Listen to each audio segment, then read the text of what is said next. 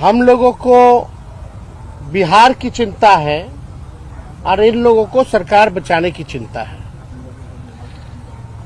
हम लोगों को लगा कि इस आखिरी बजट में जो इस मौजूदा सरकार जो एनडीए की सरकार है नीतीश कुमार जी के नेतृत्व में, ये इन लोगों का आखिरी बजट है। अब ये लोग दोबारा सत्ता में आने वाले लोग नहीं हैं। आखिरी बजट में हम लोगों ने कल मांग भी की थी कि 200 यूनिट फ्री में बिजली किया जाए, किसानों का जो ऋण है वो माफ किया जाए, उनको फ्री में बिजली उपलब्ध कराया जाए। माई बहन मान योजना के तहत कम से कम 65% ऐसी महिलाएं हैं जिनको खून की कमी है। बिहार प्रदेश में सबसे ज्यादा बौनेपन की शिकार जो होते हैं बच्चे हो रहे हैं पूरे देश में। इनको कम से कम 2,500 रुपया प्रति माह जो है वो दिया जाए। हम लोगों की मांग थी कि गैस सिलेंडर को जो है 500 रुपया कर दिया जाए। वृद्धा पेंशन, विधवा पेंशन, दिव्यांगों का पेंशन 400 से बढ़ा करके ये 1500 रुपए कर दे। लेकिन इसमें कहीं भी इस मौजूदा बजट में इस एनडीए की सरकार ने ध्यान नहीं दिया।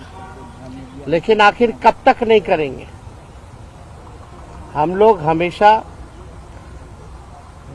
इस लड़ाई को लड़ेंगे और इनसे जो है नाक रगड़वा करके भी करवाना पड़े तो महिलाओं के खाते में उनको आर्थिक न्याय दिलवाने का काम हम लोग जरूर करेंगे। आप बताइए, 3,17,000 करोड़ का बजट इन्होंने बताया है भाई। 3,17,000 करोड़ का। टेक्निकल हम बात अगर पूछें तो सरकार को रेवेन्यू तो आ ही नहीं रहा, राजस्व तो मिल ही नहीं रहा, तो ये अचानक से 3,17,000 कैसे पहुंच गया? जब बिहार को रेवेन्यू ही नहीं आ रहा है तो ये 3,17,000 कैसे पहुंच गया? बात है कि ये इन्फ्लेटेड बजट है। बढ़ा चढ़ा करके अगर बोलना ही था तो 3 लाख क्या, ये लोग 5 लाख बोल देते हैं, 5 लाख करोड़ करेंगे। तो इसका कोई मतलब नहीं है। पिछले बार भी जो बजट में इन लोगों ने घोषणा किया था, कौन सा काम जो है इन लोगों ने पूरा करने का काम किया है?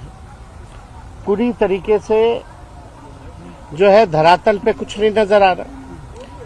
7 निश्चय की बात करते थे, 7 निश्चय का बताओ कौन सा योजना सफल है? 7 निश्चय 2 की बात करते थे, बताओ 7 निश्चय 2 की योजना कौन सी सफल है? कोई तो योजना सफल नहीं हो पा रहा। ये पूरी तरीके से बिहार के हित में ये बजट है ही नहीं। ये केवल कागजों पर जो है ये बजट जो है केवल रह जाएगा, जैसा कि हम लोगों ने पूर्व में भी देखा है। केंद्र सरकार ने धोखा दिया, बिहार के साथ सौतेला व्यवहार किया है।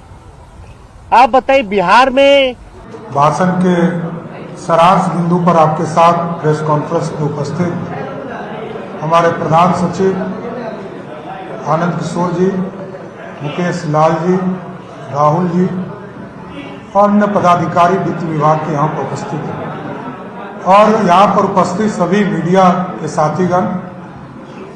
आज बिहार के बजट को प्रस्तुत मैंने किया।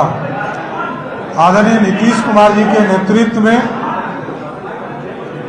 उनके मार्गदर्शन में, उनके कुशल नेतृत्व में हमने वित्तीय वर्ष 2025-26 के लिए 3,17,000 करोड़ का बजट पेश किया।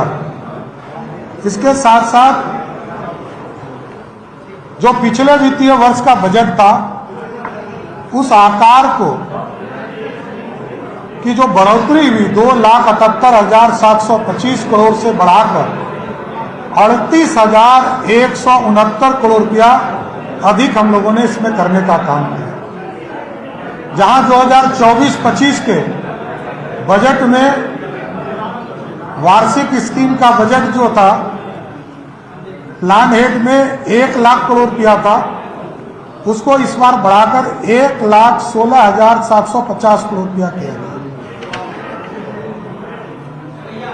उसी तरह ऋण का अदाई, मैंने जानकारी दिया सदन के अंदर भी कि ऋण के अदाई के लिए भी 2025 में 25-26 में, जिसमें 22,819 करोड़ रुपया हम लोगों ने रखा है, अनुमानित किया है, जिसमें से 1,694 करोड़ रुपया केंद्र सरकार के ऋण है और 21,124 करोड़ रुपया आंतरिक ऋणों के से संबंधित है। ऋण और पेंशन पेशेगियां राज्य सरकार द्वारा 1,543 करोड़ का ऋण दिया जाना प्रस्तावित है। हम लोग स्टूडेंट क्रेडिट कार्ड में लगभग 1,000 करोड़ रुपया देंगे। लघु उद्योगों के लिए 395 करोड़ रुपया, बिजली कंपनियों को 78 करोड़ रुपया, सरकारी कर्मचारियों को 39 करोड़ रुपया, परिवहन सेवा हेतु 30 करोड़ रुपया और पूर्व में दिए गए ऋण की वापसी से राज्य सरकार को 525 करोड़ रुपया की राशि प्राप्त होगी, उसका अनुमानित है। इसके हिसाब से 1,017 करोड़ रुपया हम लोगों ने प्रस्ताव किया है। इसके साथ साथ कई योजनाओं का घोषणा भी हम लोगों ने किया है। भारत सरकार से जो राशि मिलने हैं उसके बारे में भी हमने बताया है कि पिछले वित्तीय वर्ष 24-25 में 1,13,011 करोड़ रुपया हमें अनुमानित है मिलेगा 31 मार्च तक, जो 2025-26 में ये बढ़कर 1,38,515 करोड़ रुपया हमको अनुमानित है। उसके साथ साथ कई घोषणा आज हम लोगों ने किया है जो महत्वपूर्ण घोषणा है, जैसे कृषि के क्षेत्र में जो बाजार समिति है जिसको 6-7 में आदरणीय मुख्यमंत्री जी ने भंग कर दिया था, फिर बाद में रिवाइव करने का निर्णय हुआ और 21 जगह पर 21 जिले में नाबार्ड से 1,289 करोड़ रुपया ऋण लेकर हम उसका जीर्णोद्धार का काम कर रहे हैं।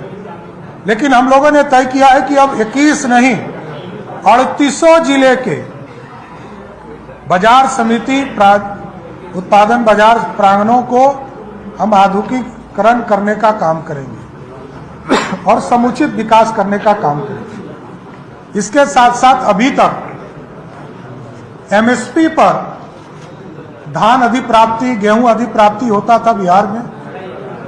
इस बार हम लोगों ने तय किया है अरहर का दाल, मूंग का दाल, उड़द का दाल, इसको भी एनसीसीएफ के माध्यम से, नेफेड के माध्यम से, कोऑपरेटिव के सहयोग से, पैक्सों के सहयोग से इसका भी एमएसपी के आधार पर हम लोग